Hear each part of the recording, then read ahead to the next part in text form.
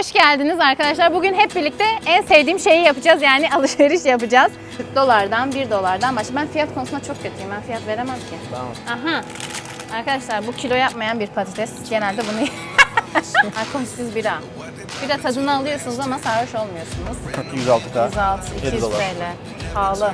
Neredeyiz şu anda? Ubud'da bir Pepito Market'teyiz. Pepito Market buranın, ya daha doğrusu Türkiye'nin Migros'u gibi düşünebilirsiniz. Burada A101 tarzı işte daha uygun marketler de var ama burası bir tık daha temiz ve bir tık daha ortalamanın üstünde diyebilirim. Burayı incelemek istedik. Bugün sizlerle alışveriş yapıp market fiyatlarını yakından inceleyeceğiz. Bana bulabilirsiniz. Bulgur. Yani yarım kilosu 80 lira, 5 Yaşasın. dolar. Bu mu bu ya? Anasonlu. Çekirdeği nasıl anasonlu? Kim düşünmüş bunu? Çok merak falan var. ediyorum. Evet, yeni bir bölümle daha karşınızdayız arkadaşlar. Bugün en çok sorulan sorulardan bir tanesini yanıtlayacağım. Çünkü anca zamanımız yetecek bir videoya. Bu sorunun cevabı. Market videosu arkadaşlar. Bali'deki market fiyatları. Ne yapıyorsun, ne yiyorsun, ne içiyorsun, işte fiyatlar ne kadar falan. Onların hepsini size göstermeye çalışacağım. Şimdi Bali ucuz falan diyoruz ama çok ucuz mu değil mi artık buna siz karar verirsiniz. Başlayalım. Meyve sebze reyonundayız. En sevdiğim reyon. Şimdi burada elmalar falan, bu armut tarzı bir elma, buraya özgü. Biraz nereye özgü bilmiyorum neyse. Armut diye geçiyor. Kilosu, daha doğrusu 100 gramı 2.3, yani kilosu ne yapıyor? 23'ten $1,5 falan yapıyor. Genelde meyveler, sebzeler böyle ithal değilse eğer, yerliyse $1,5'dan, $1'dan başlıyor. Ben fiyat konusunda çok kötüyüm. Ben fiyat veremem ki. Ben anlatayım. Sen anlat. Okey. Evet, yanımda misafirimiz var. Hayta Bey bu konularda benden daha Tekrardan çok merhaba. bilgili olduğu için Evet, bugün benim eve alışverişe geldik. bize market fiyatlarından bahsedecek kendisi. Çünkü ben böyle fiyatları görüyorum. Siz böyle Türkiye yani TL'ye vurmak isterseniz gördüğünüz fiyatları 2 ile çarpmanız yeterli. Mesela bu neymiş? Apple strawberry ne oluyor ya? Evet, Erik. bu çilekli elma. O ne Değişik ya? bir meyve. Bizim kırmızı erik işte. Ha, kırmızı erik. Aynen. Mürdüm Oo, eriği. ya evet. Tabii kilosu Bu mesela, 90 rupi, 6 aynen, dolar. $6. For example, yani bu şekilde fiyatları 2 ile çarparsanız burada 100 gramlık fiyatları yazıyor çünkü ona göre de hesap edebilirsiniz. Şimdi geçelim, burada sebze mebze ucuz mu? Sebze meyve ucuz mu? Bunları Hayta göstereyim. Bey. Bunlar Gösterelim. import üzümler. Kilosu mesela 100 rupi, 6 dolar, 7 dolar. Lokal Endonezya'da yetişen meyvelerin kilosu 50 centle $1,5 arası. Ama import ürünler mesela bu kırmızı elma $5 kilosu. Neden? Türkiye'den geliyor, Avrupa'dan geliyor. Kilosu $5. Tabii importlar pahalıdır burada. Ama yeşillikler falan mesela uygundur. Burada yetişir. Maydanozu, rokası, ne bileyim kıvırcığı her şey var burada. Biz de gelmişken Mesela- ufaktan bir alışveriş yapalım. Aynen, alışveriş yapabiliriz. Limon alacağım mesela. Limonun kilosu 33.000 rupi. Buradaki gördüğünüz fiyatlar arkadaşlar 3.300 diyor. 20 cent 100 gram fiyatı. Okey. Evet, kilo fiyatı 33.000. Buna dikkat edelim. 33'te işte $1. 33 2 dolar yapar. Ha, $2 pardon. TL'ye vurmak Ben istiyorsanız TL'yle. çarpı 2 yapıyorsunuz. 66 TL. Doğru. Alıyoruz. 1 dolar 15 rupi. 1 rupi 2 TL. Ya parası buranın Türkiye'den 2 kat değerli. Okey. 4 tane limon atalım. Maalesef. Geçen sene biraz daha TL daha değerliydi buraya geldiğimde ama şu anda Endonezya öne geçti arkadaşlar. Mesela karpuz olayı. Evinde buzdolabı küçük olan insanlar genelde, benim evdeki buzdolabı da küçük. Dilimlenmiş alıyoruz böyle. Hem dolapta fazla yer kaplıyor hem de bozulmuyor. Evet, çok hoş ya. Tabii şu gördüğünüz Uygulama 1,5 Türkiye'ye kilo. gelse tutar mı bilmiyorum. 1,5 kilo karpuz 25 rupi. 1,5 dolar falan yapıyor. Hello, selam Asya. Kavunu göstereyim. Burada kavunlar çok tatsız bu arada. Yani böyle mesela bu kavun 19. Yani şöyle yarım bir kavun 19, yani 20K desek $1,5 gibi. Aynen 1 dolar 30 cent. Aynen. Papaya zaten ben çok seviyorum papayayı bu arada. Tayland'da yediğimde sevmemiştim ama şu an seviyorum. Bu böyle yarımı 8, yani 50 cent. 50 cent. Tabii çok ucuz. Bir Sarı karpuz karpuz da çeşidi var. deniliyor. Tadı bundan farklı da değil. Güzel yani. Ben denemiştim. Yine bu da bu şekilde 24, yani $1,5 arkadaşlar. Burada kıvırcığımız var efendim. Kıvırcık ne kadar? Bunda 100 gramı yine ne kadar yazmışlar? O ikili. Tamam şu işte. Ha, o. Evet 100 gramı 6.700, yani kilosu 67.000, kilosu 5 dolar. Burada kiloyla $5. satılıyor kıvırcıklar. En son zaten aldıklarımızı şey yaparız. Gösteririz Tabii. aldığın şeyleri. Kasadayken yine fiyat Aynen. konuşuruz. Burada biberler var, mantarlar var.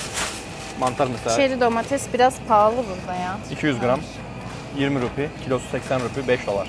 Mantar pahalıdır, import. Biberler yine birçoğu burada yetişiyor. Çeri domates 100 gram 12 bin, kilosu 130 bin, 9 dolar yapıyor kilosu. Kilosu 9 dolar. Tabii. Evet pahalıymış. Şöyle salatalıklar var. Benim sevdiğim salatalık aslında bu. Bu ne kadar? Yazmıyor mu?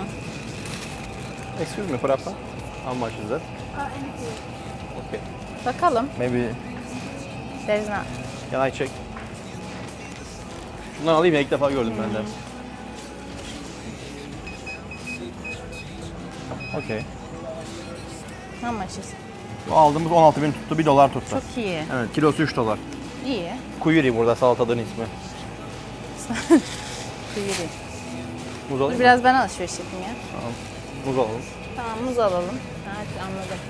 Muz nerede yazıyor? Üstünde yazması lazım. Muz Kilosu? alıyoruz mesela. Kilosu 2 dolar arkadaşlar. Muzun kilosu 2 dolar. 60 TL. Uygun. Hayır, uygun. Domates çok güzel. Dur.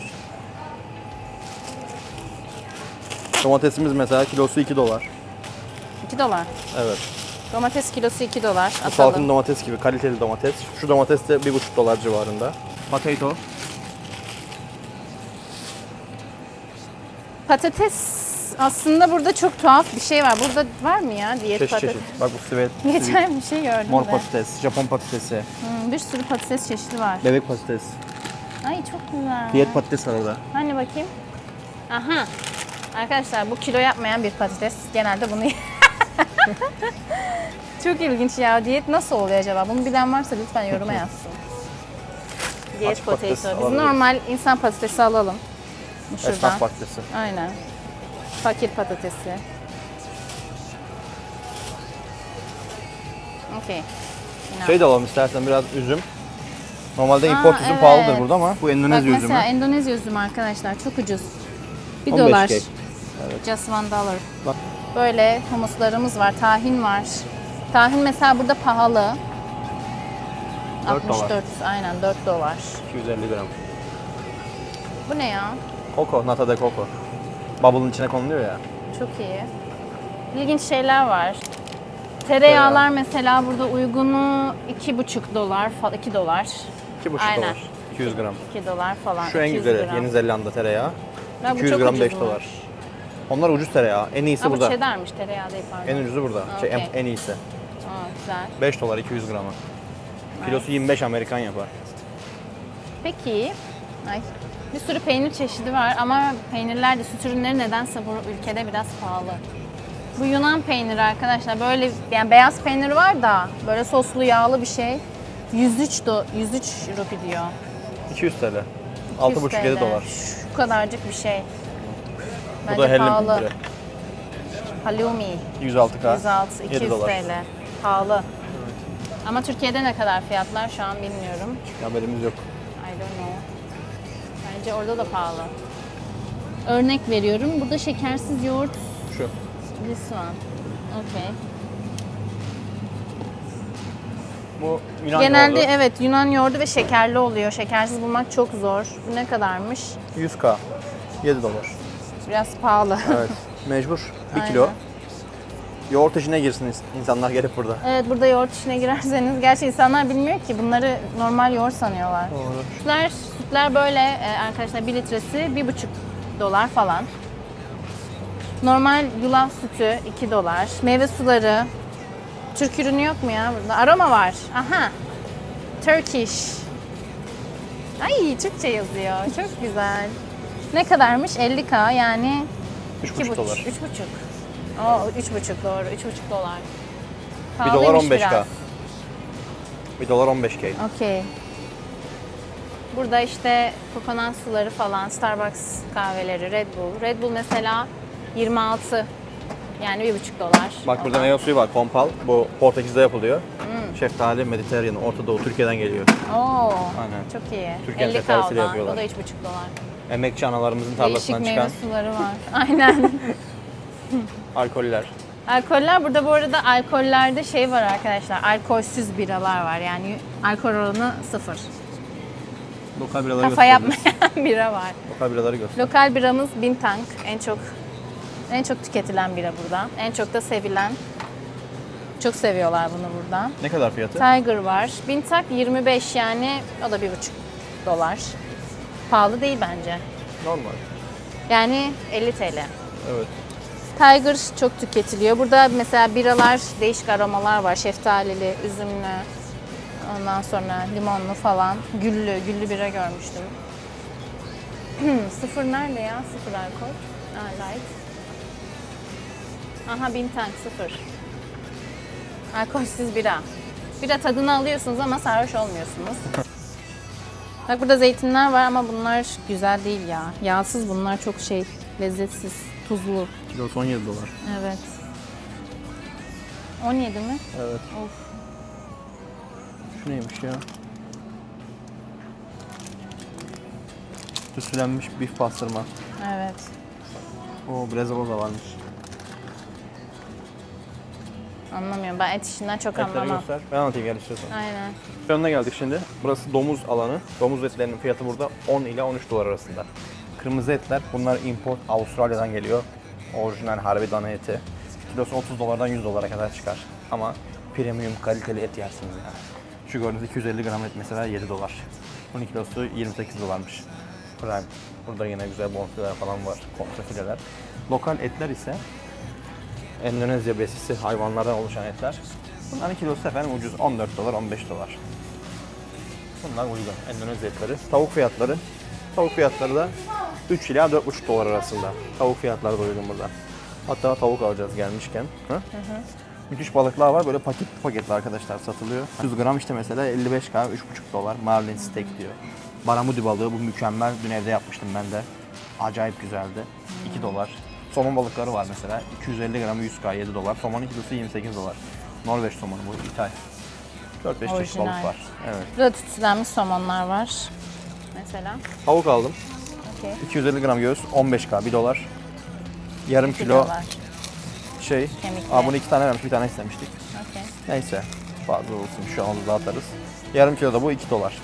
Okey. Yani Nice. 3 dolara 750 gram tavuk aldım. Bedavadan biraz pahalı. Ve bu market biraz daha premium.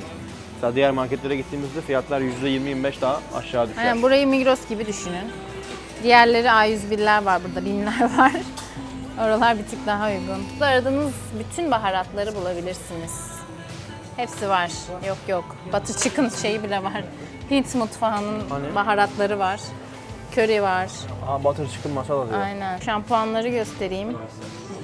Şu bir tane 290 mililitre. Pantene 65.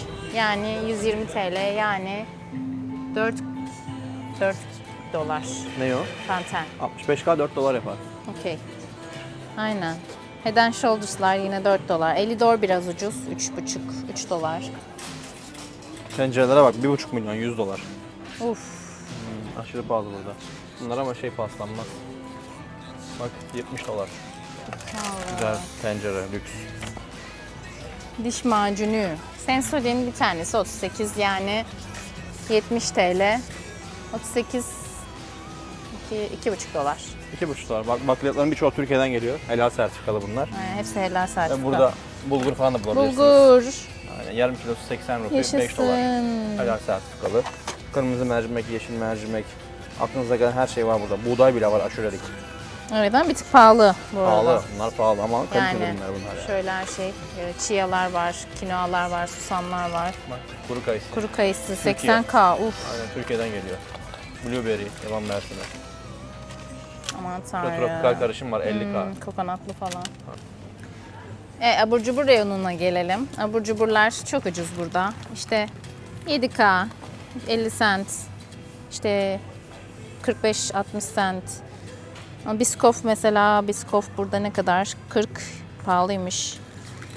Ne yapıyor bu? 2,5 dolar yapıyor. Cookies var, Amerikan cookie'si. Çok iyi o. 1,5 dolar.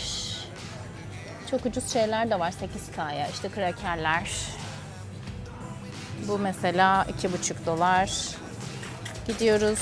Bu mesela burada kokonatlı diye geçiyor bisküvi. 10K. 1 dolardan az. Burada vitamin reyonu. İlaçlar var. C vitamini falan. Bu neymiş ya? Herbal. Aa bu güzelmiş ya. Bundan bir tane deneyeceğim.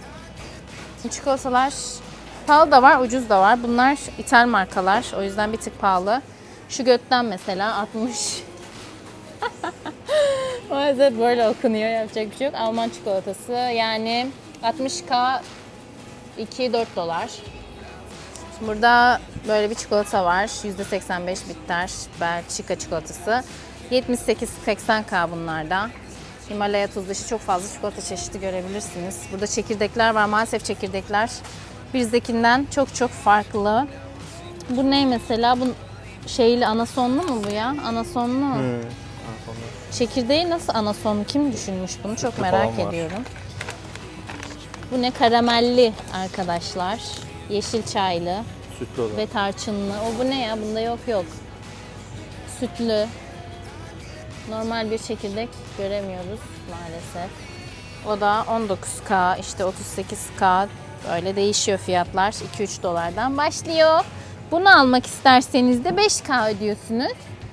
Bunu yiyorsunuz evde. Yumurta ne kadar? Burada 15, yani böyle 30'lu falan yumurta yok. 27K, yani 2,5 dolar, 1 dolar. Oo, bir dakika. Altılısı 1 dolar arkadaşlar. Onlusu 1,5 dolar pardon. Aynen. 2,5 dolara da 15'li yumurta alabiliyorsunuz. Ne yapıyorsun? Acılı pesto sos. Acılı pesto sos varmış. Ne kadar? 67. 5 dolar. O 5 dolar. Şuna bir tane var mı? Wow. Bir sürü sos çeşidi var. Burada yani buraya geldiğinizde aç kalmazsınız arkadaşlar. Aradığınız her şey neredeyse var diyebilirim. Bak salça. Oo. Domates salçası. Aynen 6 dolar. 6 dolar. Konserve nohut, kuru fasulye falan var. Konserve işte kuru fasulye ne bu? Pis. Bezelye. Bezelye. Böyle fasulyeler fasulye. var. Bunları Nohut nerede? tüketebilirsiniz. Nohut aşağıda. Yok nerede? Göremiyorum. Maçan kari. Aynen. Ha burada. Ha okey. Nohut burada Chickpea. 2 dolar pardon. Burada salamlar falan böyle konservelerde satılıyor. Bunlar salam. Ay çok ilginç. Salam seviyorsanız buyurun. Tunalar burada. Spor yapanlar belki ilgisini çekebilir. 39K. İyi bir tuna yiyebilirsiniz. Yani 2,5 dolara. Bir konserve tuna, ton balığı yiyebilirsiniz. Zeytinyağında mesela uygun alacaksanız şunlar uygun gibi. Ne kadar bu mesela? Burada light diyor. Yani hafif zeytinyağları var. Kızartma için belki kullanılabilir. Böyle Kilosu 20 dolar burada. Kilosu 20 dolar. Çok pahalıymış. Zeytinyağı pahalı burada. Kilosu 20 dolara. Normal yağ. Bu ne ya? Salata yağı var. Kanola yağı var. Mısır yağı var. Ayçiçek yağı var. Şimdi ayçiçek yağı 100K'ya yakın, yani 92K. Kaç dolar yapıyor? 6 dolar. 6 dolar. Kokonat yağı çok tercih ediliyor burada. Çok kullanıyorlar şöyle. Şunlarla mesela çok yemek yapıyorlar. Zaten üzerinde yazıyor yemeklik yağ diye. Tavuk kızartmalarını, sokaktakileri bununla yapıyorlar. Onlar da 1,5. Yani en ucuzları zaten onlar. 1,5 dolar falan. Dondurma fiyatlarına bakalım. Burada Magnum falan her şey var zaten. Magnumlar burada 21K, yani 1,5 dolar. Ve deterjan reyonu ev hanımlarının dikkatine. Şimdi burada mesela evlerde çamaşır makinesi yok zaten arkadaşlar. Bilginiz olsun. Ama diyorsanız ki ben geldiğimde çamaşır makinesi alırım evime. Deterjan ne kadar? Fiyat bilgisi ver. Onu da verelim. Çok ucuz burada deterjan. Gerçekten bedava neredeyse. Böyle mesela 770, yani yaklaşık 1 litre falan geliyor. 770 gramı 1,5 dolar bile değil. Çok ucuz. Otomatik var. Rinso var burada. 2 dolar. 2 dolar 2 kilo sadece, 200 gram. küçücük. Yo, 1 kilosu 2 dolar. Wow, iyi. 1 kilo 200 lira. Yani normal mesela böyle bir şey alacaksanız yine 1,5 dolar, 1 dolar, 2 dolar. Maksimum 3 dolar. Deterjanlar, şeftali aromalı yumuşatıcı var burada. 1 dolar. Fransız ekmeği. Bunun mesela böylesi ne kadarmış? 25K, 1,5 dolar. Onun dışında normal böyle çeşitli ekmekler var. tam buğdaylı, işte ekşi mayalı falan ekmekler var. Bu da zeytinli ekmek. Ne kadar bu? 18K mı? 2 dolar falan da. 2 dolar sadece. Aynen. Zeytinyağlı focaccia. Oo, Aynen, çok güzel olur. focaccia. Severiz. Burada şey var, pastaneleri var. Aynen, burada da pastane reyonu var. Bu da taze taze şu gördüğünüz fırında pişiyor. Buraya geliyor. Burada işte böyle tarçınlı cinnamon roll'lar, çikolatalı, muzlu 25K, 1,5 dolar. Kruvasanlar 1,5-2 dolar maksimum. Gördüğünüz gibi. Burada yemekler var, yemek yapıyorlar lokal. Böyle satıyorlar işte. Onlar da ucuz. Tatlılar var burada. Böyle onlar da 2 dolar. Tatlılar. Böyle 2,5 dolara buzlu bardak alabiliyorsunuz. İçeceğinizi buradan soğuk bir şekilde kendiniz yapıp kahvenizi falan buradan içiyorsunuz. Süt burada taze kullanılıyor. Bunu da buradan görebilirsiniz. Toz kullanılmıyor. Ay, arkada çocuk öldü. Ha? Aa, pardon. Arkada çocuk öldü. Pardon. Bu 2,5K, yani 10 cent falan bedava. Burada yemekler var. Hazır yemekler, donuk yemekler. Lazanyalar böyle. Aynen. Gelip buradan alıp isterseniz ısıtıp, yine mikrodalga var burada zaten. Markette yiyebilirsiniz. Böyle ürün de bu şekilde görünüyor. Kaç dolar bu? 3 dolar. 3 dolar. Wow. Güzel. Çok güzel. Burada noodle alıp kendiniz yapıp yine markette bu tarafta yiyebilirsiniz.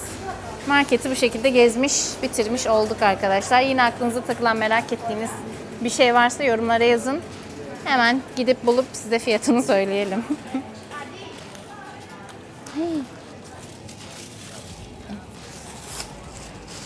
Evet, şimdi ürünlerimizi tartıralım. Şimdi patatese bakalım ne kadarmış. 800 gram patates. Ver kız. Okay. Yeah. Okay, okay. 24K, 1,5 dolar. Domatese bakalım. 600 gram domates 28K. Yaklaşık 2 dolar. 2 dolar bile değil. 800 gram muz 2 dolar. Thank you. Böyle 2 tane marul 1,5 dolar. Limon 2 dolar. 5 tane, 6 tane. İşi bitirdik arkadaşlar. Aldıklarımız toplamda 31 dolar tuttu. Yani 467 bin rupi. Şöyle göstereyim. Buradan görebilirsiniz. Göremiyorsunuz ama yani bayağı bir şey aldık gördüğünüz gibi. Aklınızda bulunsun. Ve buraya kadar izlediğiniz için hepinize çok teşekkür ediyorum. Aklınıza takılan başka market ürünleri fiyatları varsa yorumlara yazabilirsiniz. Hemen yanıtlıyor oluruz. Kendinize iyi bakın. Sevgiler.